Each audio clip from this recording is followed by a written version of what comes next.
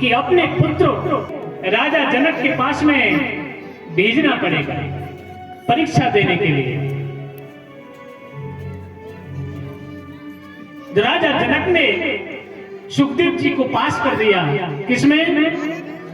काम क्रोध मद लोभ नाथ नरक के पंथ, कि सुखदेव जी को परीक्षा देनी पड़ेगी। जिन्होंने काम को जीता है, क्रोध को जीता है, उनके अंदर कोई अहंकार तो नहीं है, उनके मन में लोभ तो नहीं है।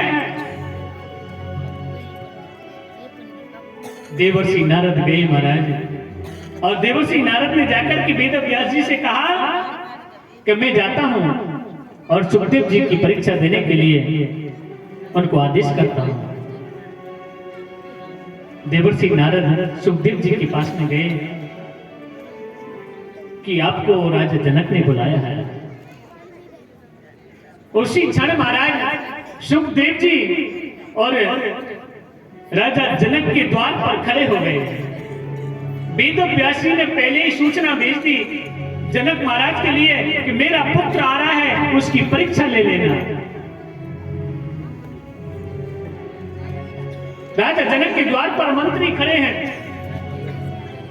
और जैसे सुखदेव जी का आगमन हुआ, 16 वर्ष की उम्र है, तन पर एक वस्त्र भी नहीं है,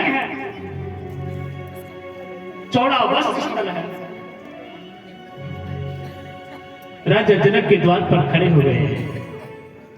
मंत्रियों से कहा मुझे राजा जनक से मिलना है कि नहीं, अभी रुको, हम अभी पूछ के आते हैं, अगर उनका आदेश होगा तो हम आपको मिलवा देंगे। मंत्री दौड़ करके गए, राजा जनक से कहा कि सुखदेव द्वार पर खड़े हैं, क्या उनको बोल देना 2 दिन तक समय नहीं है। महाराज मंत्रियों ने मना कर दिया, 2 दिन तक आप नहीं मिल सकते। उसी द्वार पर 2 दिन तक सुखदेव जी खड़े रहे, हिले तक नहीं थे महाराज। जो सुखदेव जी 5 घरों से भिक्षा लेते हैं, 6वें घर पर भी नहीं जाते थे, और वो भी कितना समय लेते हैं एक घर पर रुकने के लिए। 5 घरों से भिक्षा मिल गई तो ठीक है, नहीं तो आगे बढ़ जाते थे। जितना समय गाय धोने में लगता है, गाय का दूध निकालने में लगता है, इतना समय वो द्वार पर रुकते थे। 5 घरों से भिक्षा मिल गई तो ठीक है, नहीं तो 6वें घर पे नहीं जाना। आज इतना बड़ा संत 2 दिन से राजा जनक के द्वार पर खड़ा है।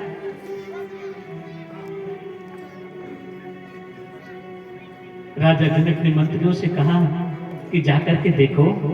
राजा जनक के आदेश से मंत्री ने जब जाकर के देखा कि जैसे सुखदेव जी आए थे, हंसते मुस्कुराते हुए उसी अवस्था में खड़े हैं। राजा जनक ने पहले कह दिया था, अगर थोड़ा भी क्रोध हो ना चेहरे पर, वापिस लौटा देना। मंत्रियों ने आकर के कहा, महाराज सुखदेव के चेहरे पर कोई क्रोध नहीं है, मुस्कुरा रहे हैं। अगर आपका बालक स्कूल में जाए और टीचर ने स्कूल से बाहर निकाल दिया ना, 1 घंटे के लिए 2 घंटे के लिए धूप में खड़ा कर दिया है, माता पिता दौड़ करके आ जाएंगे। हाँ, हमारे बच्चे की हम फीस भरते हैं, बच्चे साथ मत लगा दें। ये समय ऐसा है, सुखदेव जी की परीक्षा हो रही है। राजा जनक ने 2 दिन तक द्वार पर खड़ा करके रखा, वेद व्यास जी के कहने से, उनके पिताजी का आदेश था, फिर भी क्रोध नहीं है। महाराज राजा जनक ने कहा, आने दो, जो 2 दिन से द्वार पर खड़ा है, जरा भी क्रोध नहीं चेहरे पर, जल्दी से बुलाइए।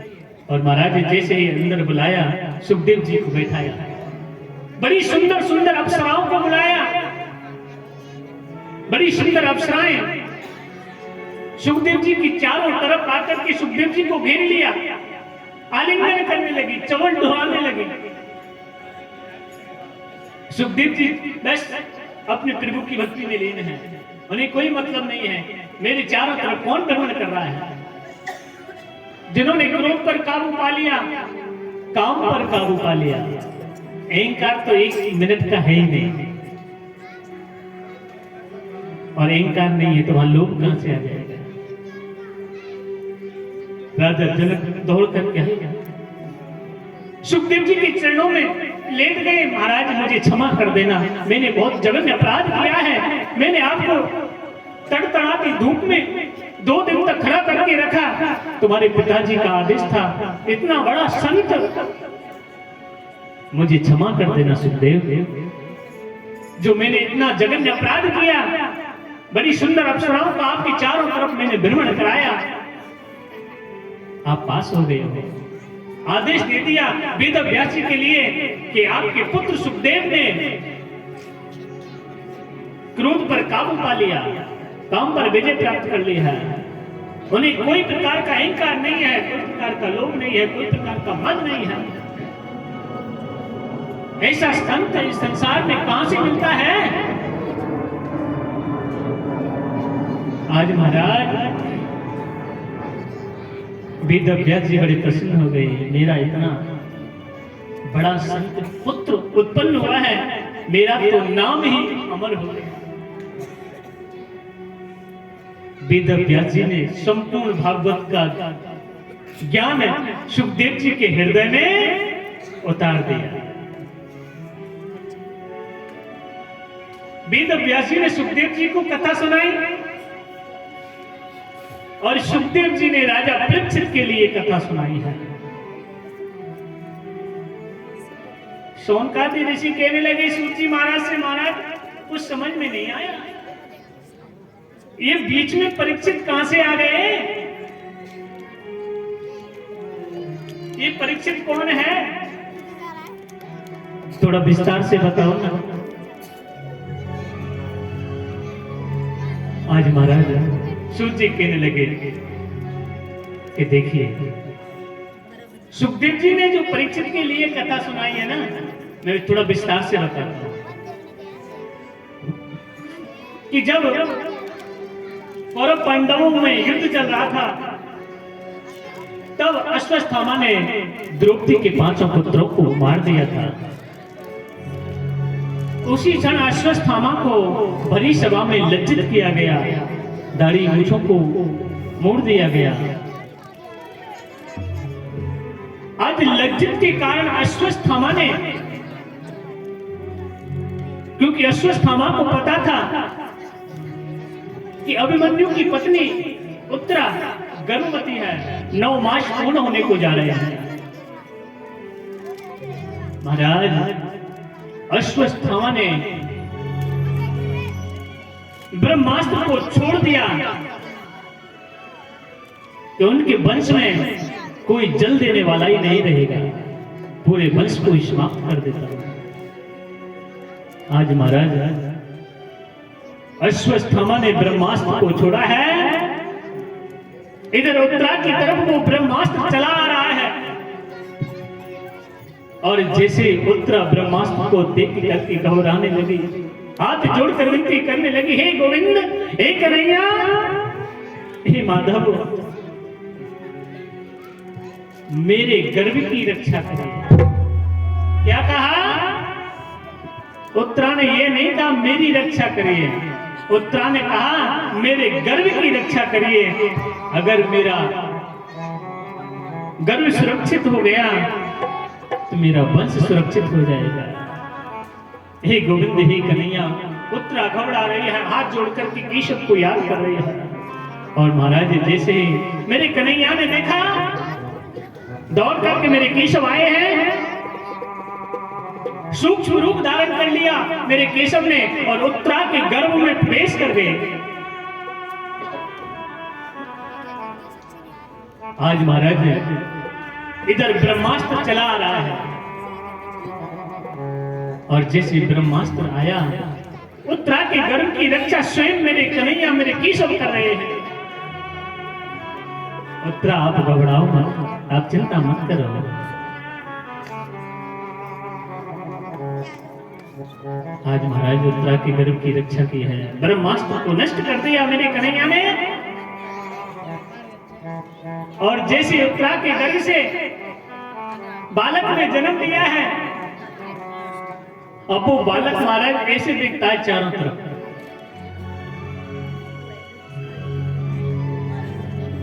सभी बड़े आश्चर्यचकित हो गए, ये कैसा अजीब बालक है,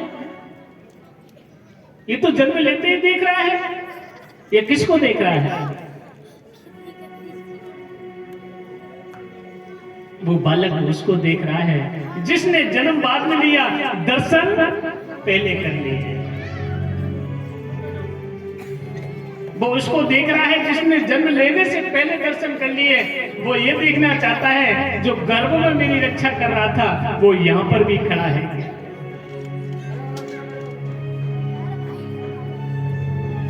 उसी बालक का नाम परीक्षित रख दिया है। बोलो परीक्षित महाराज की जय हो। जो कहां के रहने वाले हैं? हस्तिनापुर के रहने वाले हैं।